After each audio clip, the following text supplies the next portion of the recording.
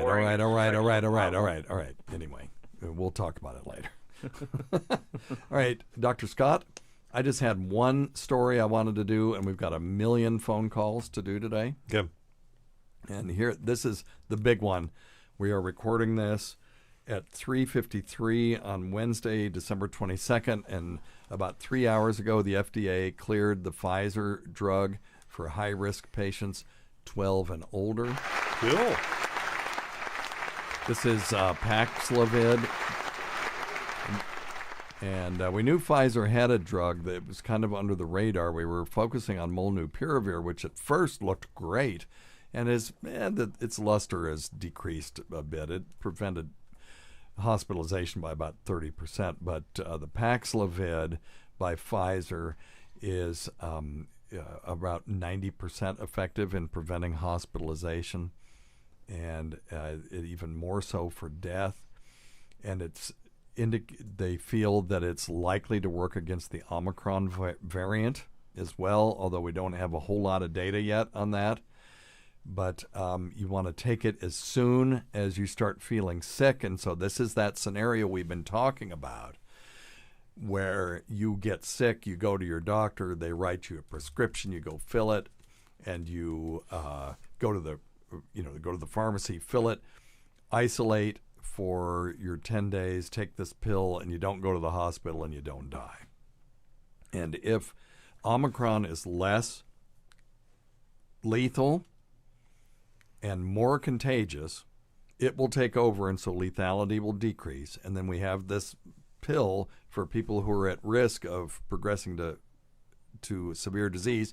We also have early IV remdesivir. Mm-hmm.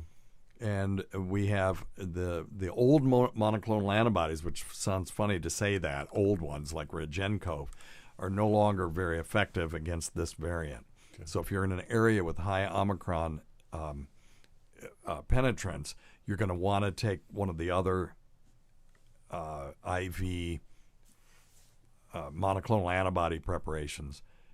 And there's one of them out there, and I can't remember the name of it, but it's...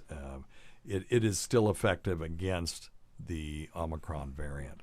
So you just got to talk to your healthcare provider about that. And hope they know the difference. Yeah, hope.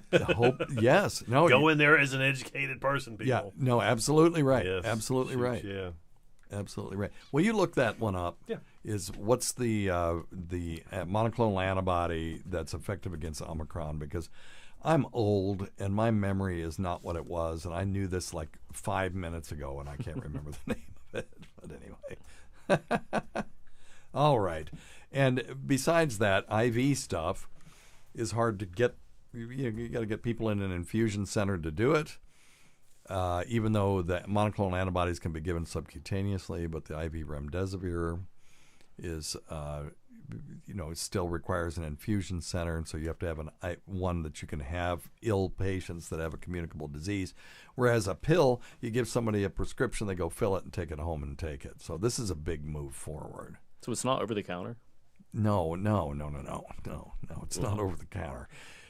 But because if it were over the counter, there'd be a run on it. Everybody would just go buy it, and there wouldn't be any for the people who need it. And then there'd be some asshole selling it for $1,000. Well, maybe right after if they buy them all at the CVS. That's true. Yeah. That's true. We sell them on the street corner. Yeah, not that Stacy would do something like that. Not that Stacy would do that. For $100, he'd be happy with. Oh, he heard that you sigh when I mentioned his name last time, but I do want to play something. Yes, I did. I do want to. All right, I want to play something from him that is a very positive thing, and let's get this in here. Dr. Steve and Scott, just want to throw out a little thank you and appreciation. Saw a thing from BatCole Foundation where they received a whole lot of toys on the 11th, the 12th, and on the 13th. And that coincides with the last Weird Messin broadcast where you mentioned the BatCole Foundation and their toy drive. And so just wanted to say thank you to the people who have donated and greatly appreciate it. Thank you. Yeah. Okay. Cool. Awesome. Thanks. Yeah, that's awesome. We'll give ourselves a Good job. Good job, team.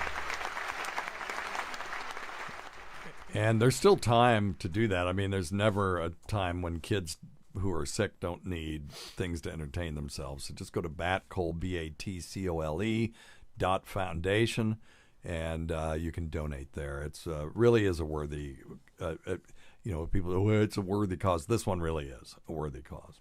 All right. You got anything before we move on? Did you find that antibody? Yes. Okay, what is it? All right. Okay, here we go. This is going to be good. Jesus. This is going to hurt. Okay, another Shit, one I can't for find it. WATP cringe of the week. Yes, yeah, Bam Lanivab. That one. Yeah. Yes, there you Bam go. Lanivab. Give yourself a bill.